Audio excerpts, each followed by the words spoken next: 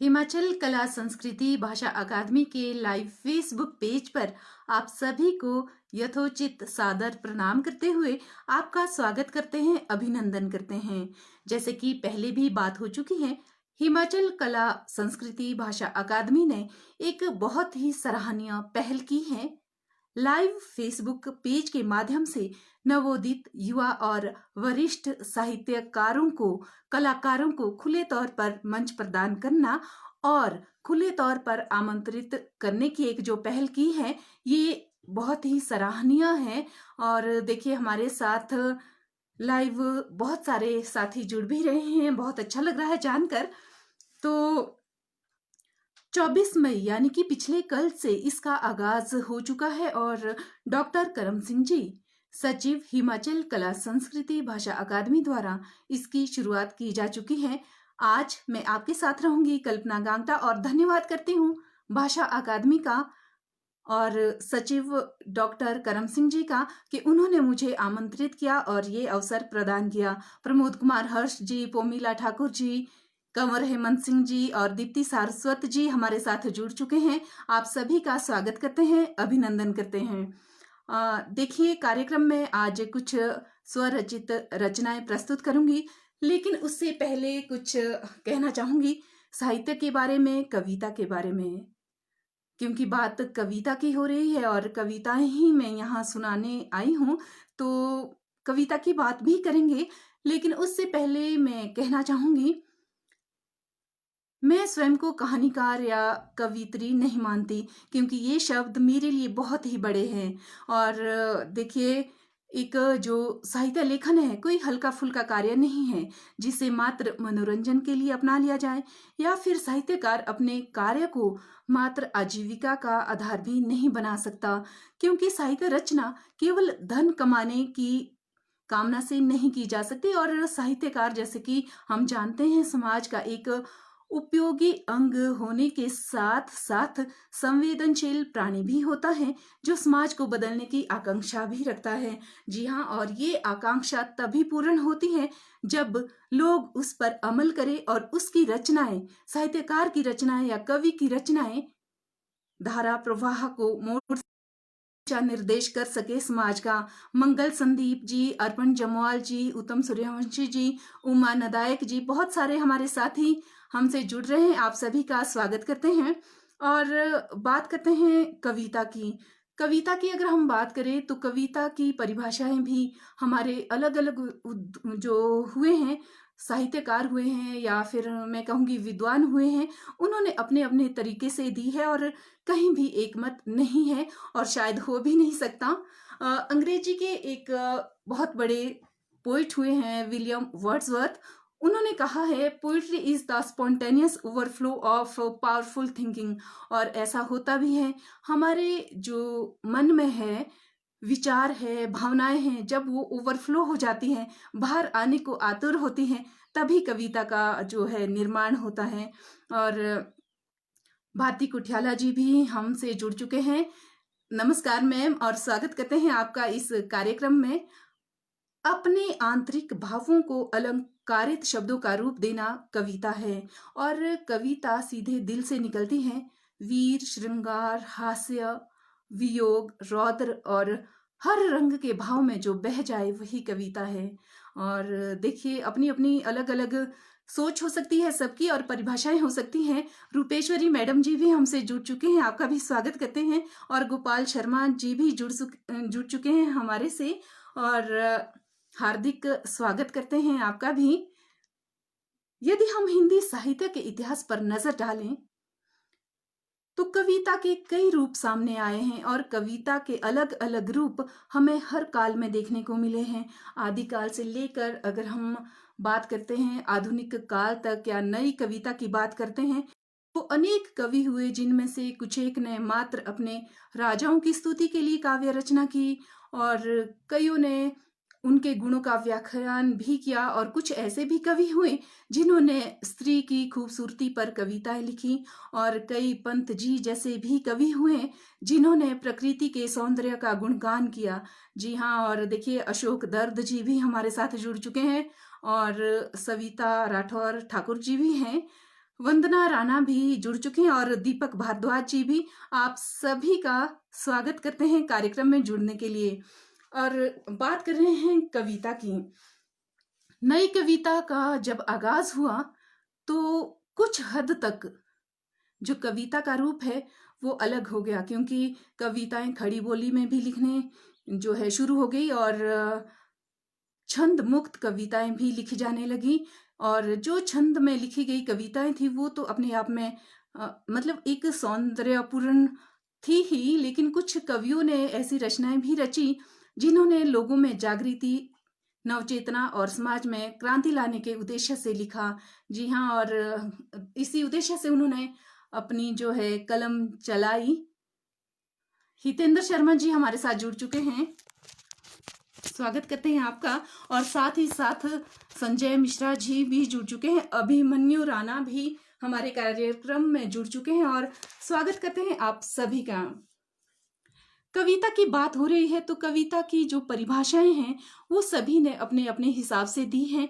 और अगर हम वर्तमान समय की बात करें तो डॉक्टर सत्यनारायण स्नेही जी ने बहुत ही एक सुंदर परिभाषा दी है कविता की।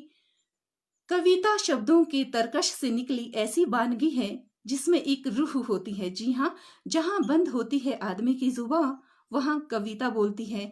और बहुत ही मतलब सरल तरीके से उन्होंने परिभाषित किया है इस कविता को। और कलम की बात जब हम करते हैं तो कलम में बहुत ताकत है, ये समाज बदल सकती हैं, सत्ताएं गिरा सकती हैं। और आज विश्व भर में जो देखिए राजेश सारस्वत भी हमसे जुड़ चुके हैं, आपका भी स्वागत करते हैं। और जो कलम की बात हो रही है, कलम के सिपाही बहुत होते हैं और उनमें इतनी शक्ति होती है कि वे समाज की दिशा बदल सके। जी हाँ, और सत्ताएं गिरा सकते हैं कलम वाले।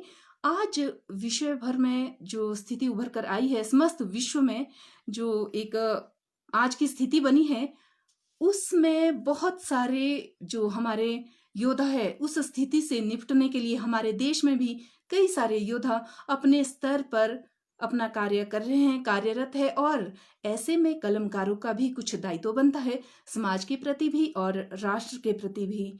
देखिए इतिहास इस बात का साक्षी है कि जब भी देश पर कोई मुसीबत आई तो उस समय के साहित्यकारों ने, कवियों ने और लेखकों ने अपनी कलम के प्रभाव से समाज को जागृत भी किया और एक नई चेतना भी लाई।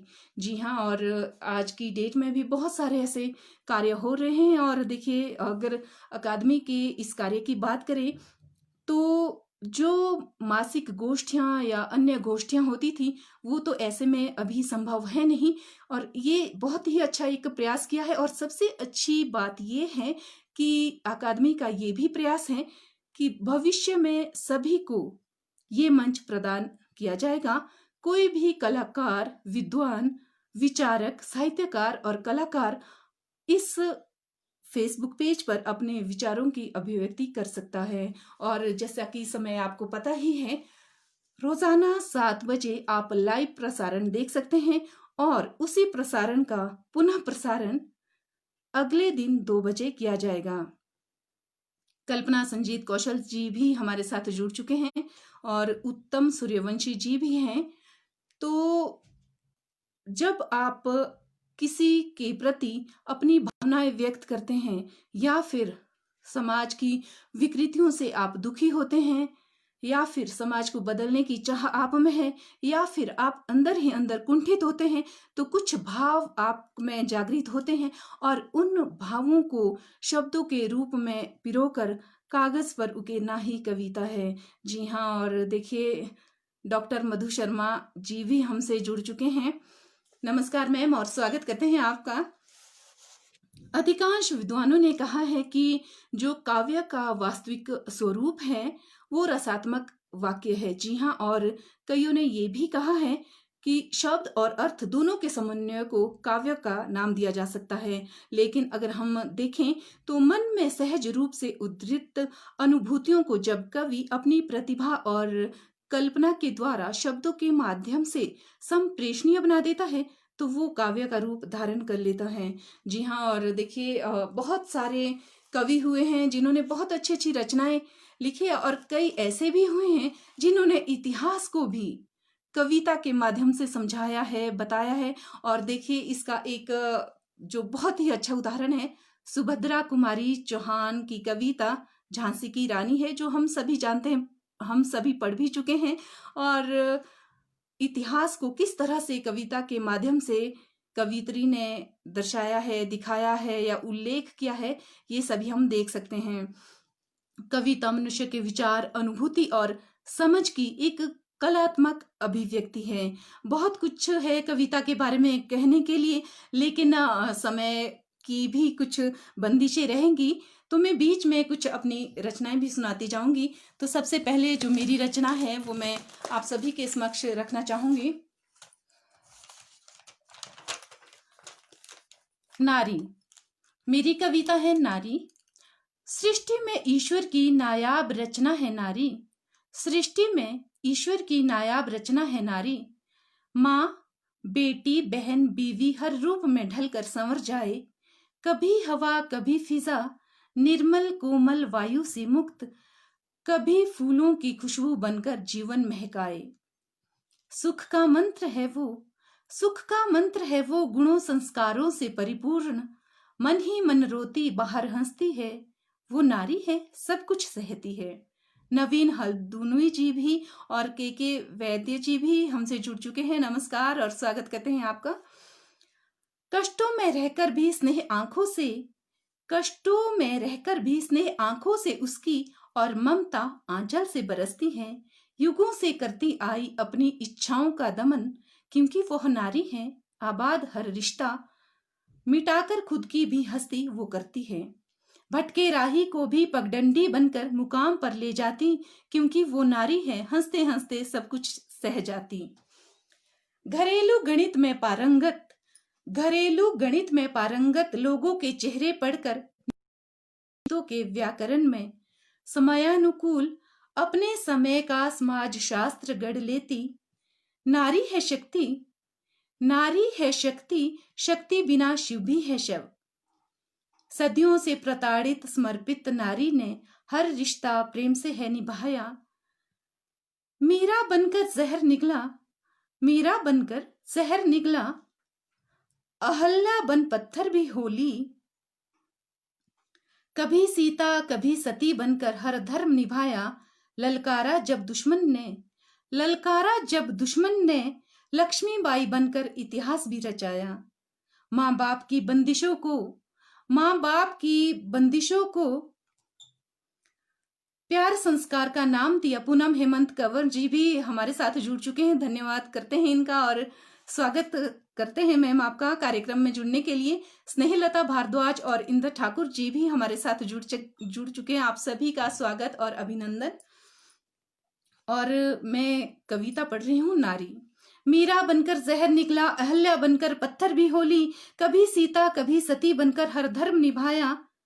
ललकारा जब दुश्मन ने, ललकारा जब दुश्मन ने, लक्ष्मीबाई बनकर इतिहास भी रचाया।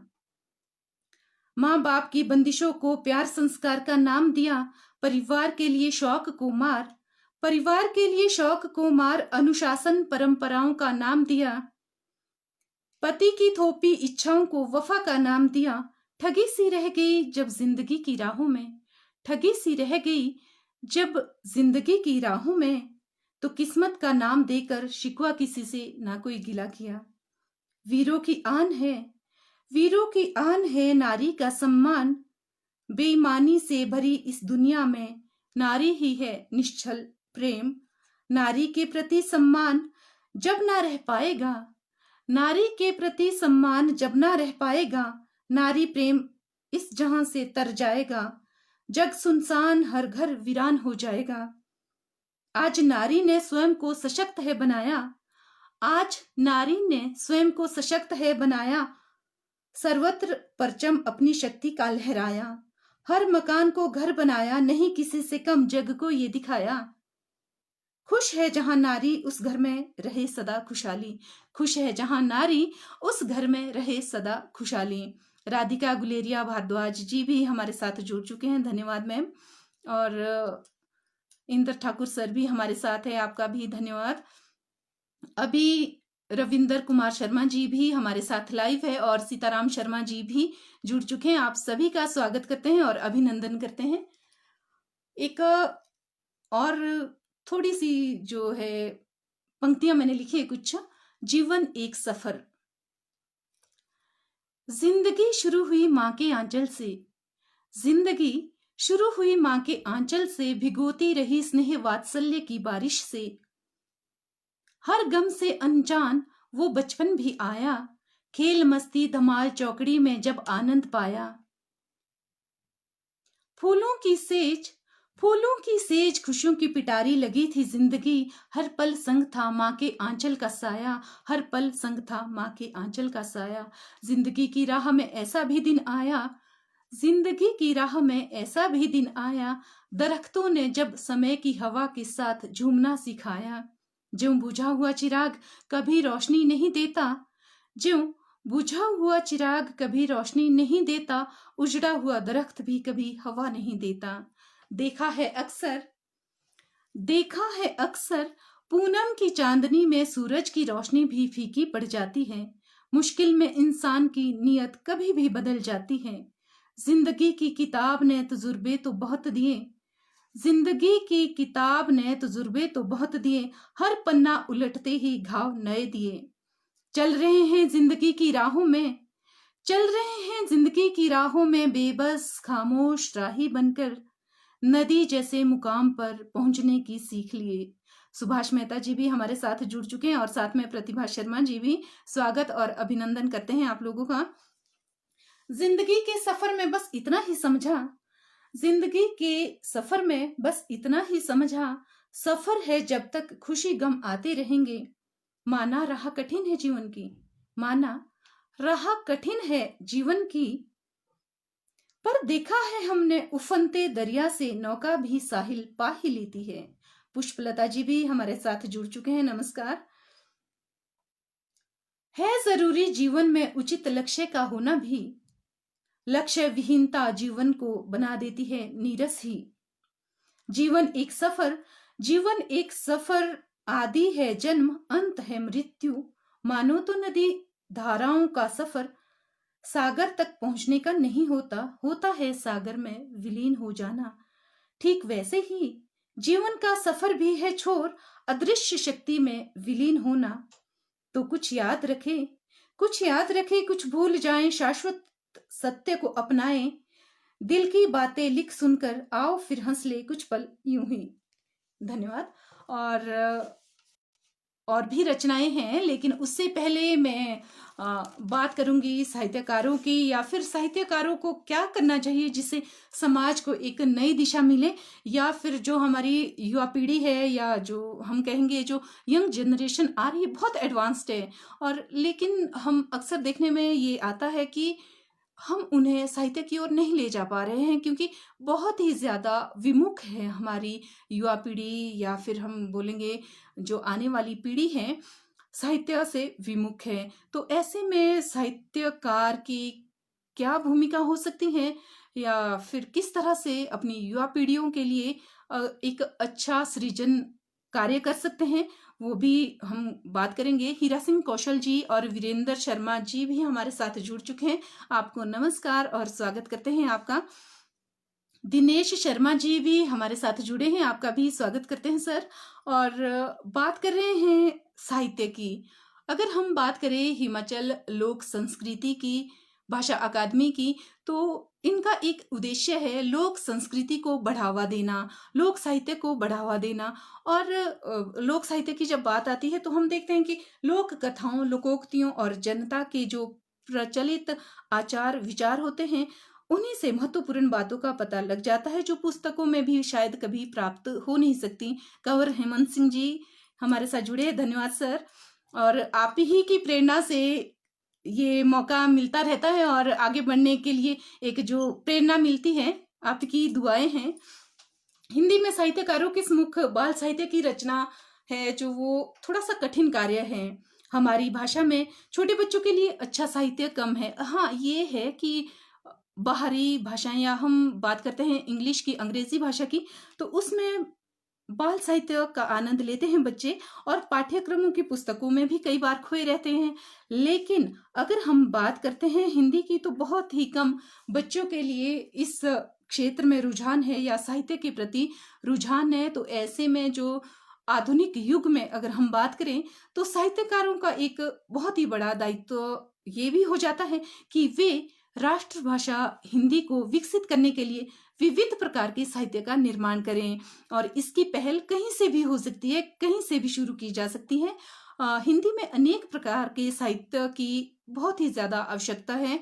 और अगर हम इतिहास देखें तो उसमें बहुत सारे जो कवि हुए हैं या फिर कथाकार हुए हैं, लेखक हुए हैं, उन्होंने अच्छी अच्छी रचनाएं लिखी हैं। लेकिन कमी कहाँ रह जाती है, जहां हम उन्हें सहेज नहीं पाते और संप्रेषित नहीं कर पाते आगे बच्चों के लिए या न्यू जो जनरेशन है उनके लिए। चंपा शर्मा जी भी हमारे साथ जुड़ चुके हैं, इनका स्वागत करते हैं, अभिनंदन करते हैं। और अगर हम आज के दौर की बात करें, आज के दौर में साहित्यकारों का दायित्व और भी अधिक बढ़ जाता है। जी हाँ, और भी अधिक बढ़ जाता है साहित्यकारों का दायित्व। और हमें जीवन के हर क्षेत्र में अग्रसर होने के लिए साहित्य चाहिए। साहित्य जो मनुष्य मात्र की मंगल कामना से लिखा गया हो और जीवन के प्रति एक सुप्रतिष्ठित दृष्टि पर आधारित हो। ऐसा साहित्य अगर मिल जाए तो यकीनन हमारी जो आने वाली पीढ़ी है वो भी कहीं ना कहीं लाभान्वित होगी। जी हाँ, और बात कर रही थी रचनाओं की, तो एक और रचना ले लेते हैं, मुरझाया फूल। देखकर सड़क पर एक मुरझाया फूल, देखकर सड़क पर एक मुरझाया फूल, चुभ गया हृदय में भी शूल। ताउम्र डाली की बाहों में झूलता रहा, पवन के झोंकों संग अठखेली करता रहा। सुकोमल मनमोहक सबको हर्षाता रहा, देख इसे हर कोई चूमता मुस्कुराता रहा। एक पल के लिए हर कोई भूल जाता था अपना दुखड़ा। देखकर इसका हंसता खिलखिलाता मुखड़ा, एक पल के लिए हर कोई भूल जाता था अपना दुखड़ा। चांद की स्निग्ध किरण वार कर रात भर मोतियों की संपदा, चांद की स्निग्ध किरण वार कर रात भर मोतियों की संपदा। बहलाती रही हंसाती रही इसे सदा, संरक्षण में पोषण में हमेशा तत्पर रहा माली। करती थी गर्व इसकी मदमस्त हंसी और सुंदरता पर डाली। ना कभी सोचता होगा फूल, ना कभी सोचता होगा फूल, अपनी भी किस्मत में कभी आएगी धूल। आज सोच रहा होगा मुरझाया फूल। मधु सौरभ दान किया उम्र भर, मधु सौरभ दान किया उम्र भर, अपना ले जो आज आता नहीं ऐसा कोई भी नजर।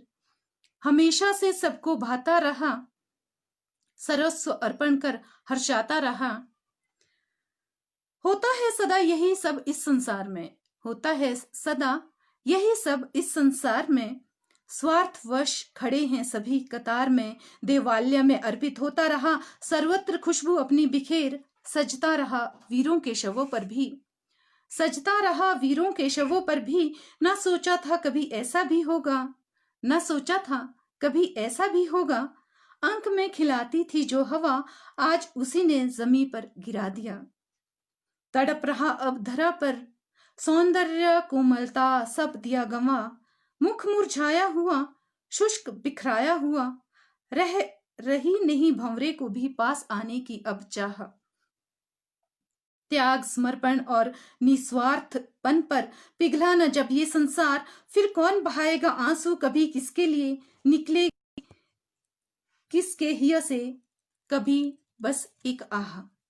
तो जो ये पंक्तियां मैंने लिखी थी, ये बस यूं ही एक मुरझाए हुए फूल को देखकर मन में विचार उठे। और इसकी तुलना मैंने मानव से भी ली कि जब तक मनुष्य अच्छा करता है तब तक उसकी मतलब अच्छे दिन हैं, और जब उसका शरीर साथ नहीं देता, वो जड़ बन जाता है, तो शायद उसकी स्थिति भी कुछ मुरझाए फूल की तरह ही होती है।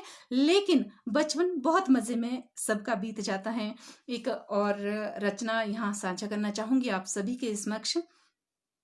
पिता माँ पर बहुत सारे कवियों ने कविताएं लिखी, तो मुझे लगा थोड़ा सा हटके कुछ लिखें।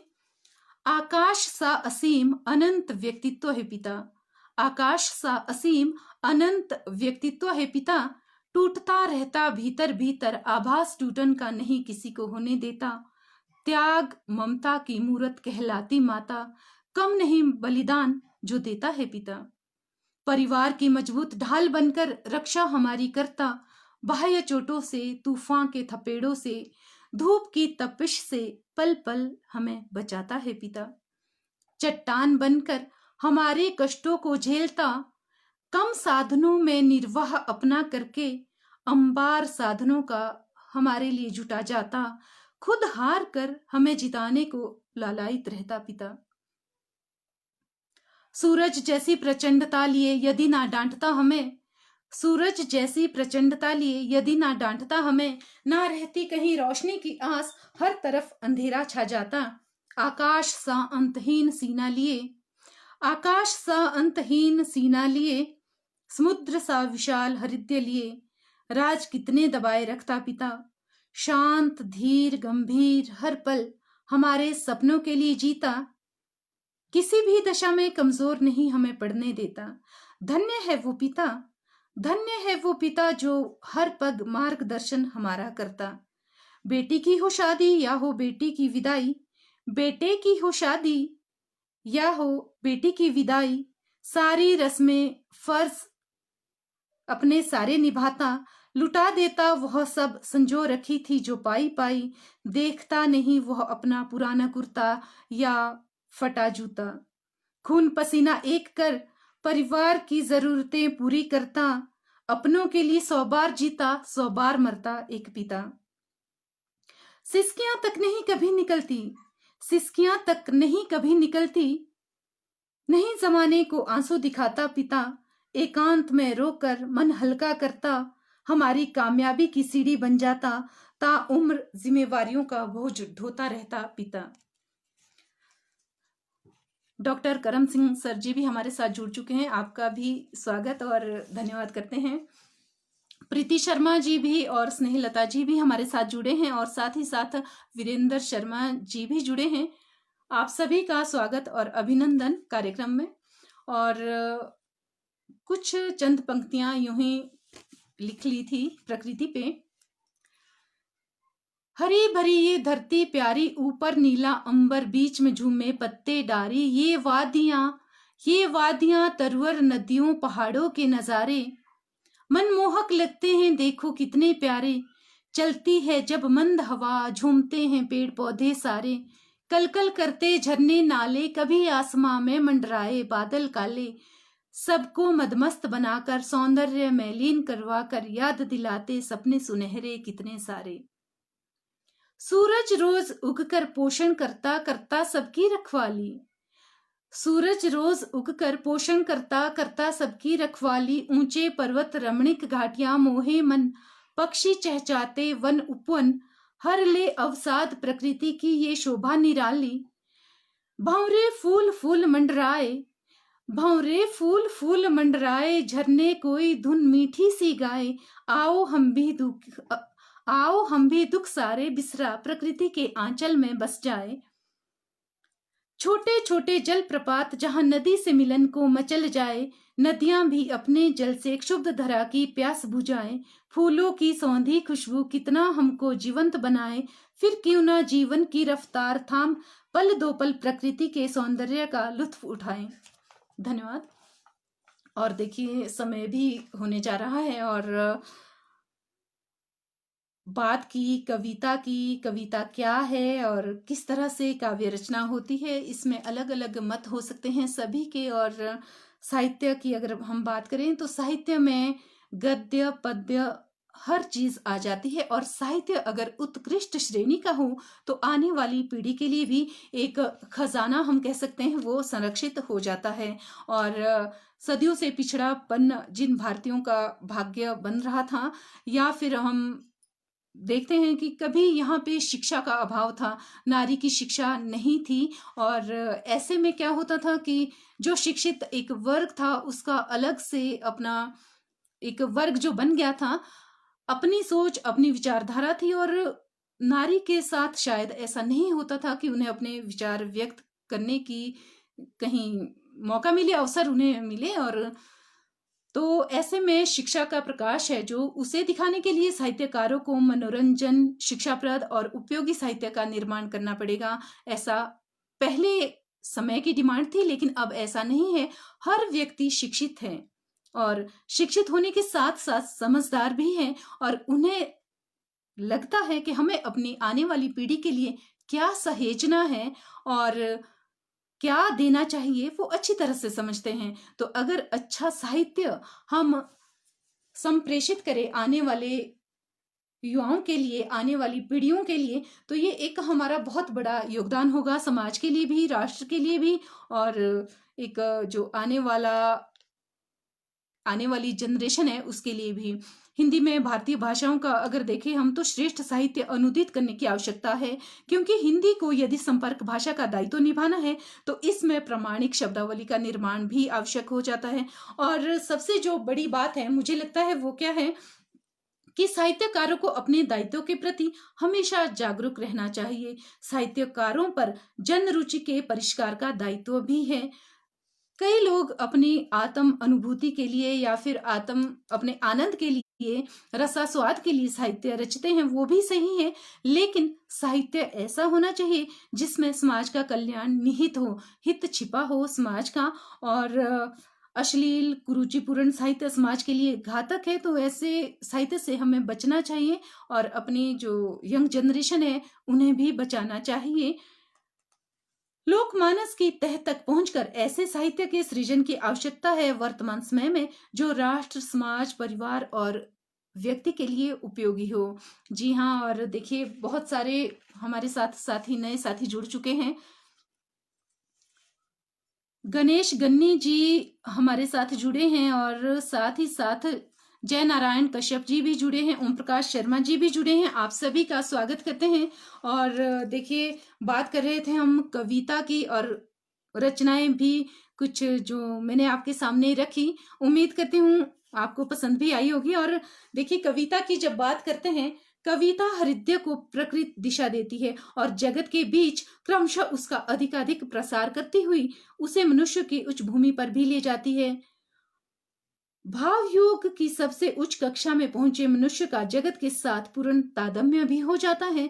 और एक बात और कहना चाहूंगी कि अगर अलग भाव सत्ता नहीं रह जाती, उसका हृदय विश्व हृदय हो जाता है, जो समाज कल्याण के लिए सोचता है। और उसकी अश्रुधारा का, उसके हास्य विलास में जगत के आनंद नृत्य का, उसके गर्जन तर्जन का आभास भी मिलता है। काव्य के महत्व के विषय में किसी प्रकार की भ्रांति ही नहीं होनी चाहिए, क्योंकि काव्य भी, जैसे मैंने बात की थी, साहित्य दर्पण भी है और दीपक भी है।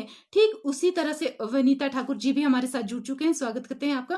ठीक उसी तरह से काव्य भी एक दर्पण है, जिससे हम उस काव्य के सेवियों की संस्कृति और सभ्यता का स्पष्ट प्रतिबिंब देख सकते हैं। और काव्य रूपी भोजन से मस्तिष्क को पर्याप्त शक्ति भी मिलती है। इतना ही नहीं, काव्य राजनीति में भी कई बार हलचल मचा देता है। जी हाँ, और अभी मुझे लगता है समय हो चुका है आपसे अनुमति लेने का। आप इस लाइव कार्यक्रम में जुड़े, आपका हार्दिक धन्यवाद करते हुए स्वागत तो सभी दोस्तों का कर ही चुके हैं, शायद और भी हमारे साथ कुछ दोस्त जुड़ रहे हैं। तो जो भी हमसे जुड़ना चाहते हैं, एक बार फिर से बताना चाहूंगी, हिमाचल कला संस्कृति भाषा अकादमी एक सराहनीय पहल कर रही है और की भी जा चुकी है। 24 मई यानी कि पिछले कल से लाइव प्रोग्राम दिए जा रहे हैं फेसबुक के पेज के माध्यम से, जिसमें आप सभी को आमंत्रित किया जाएगा। भविष्य में जो इच्छुक कलाकार, साहित्यकार अपने विचार व्यक्त करना चाहते हैं, वो इससे जुड़ सकते हैं और सभी को मौका दिया जाएगा।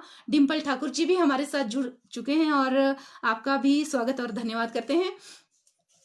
सबको मौका मिलेगा इसमें, चाहे स्थानीय लोक कलाकार हों या फिर साहित्यकार हों या फिर किसी तरह के जो किसी भी कला में निपुण हो, वो जुड़ सकते हैं। और भविष्य में प्रयास रहेगा अकादमी का कि सभी को ये मौका मिले। और जैसा कि हम पहले भी बता चुके हैं कि समय रहेगा शाम 7 बजे रोजाना, लेकिन उसी प्रसारण का पुनः प्रसारण आप देख सकते हैं वॉच पार्टी में अगले दिन 2 बजे। धन्यवाद, नमस्कार।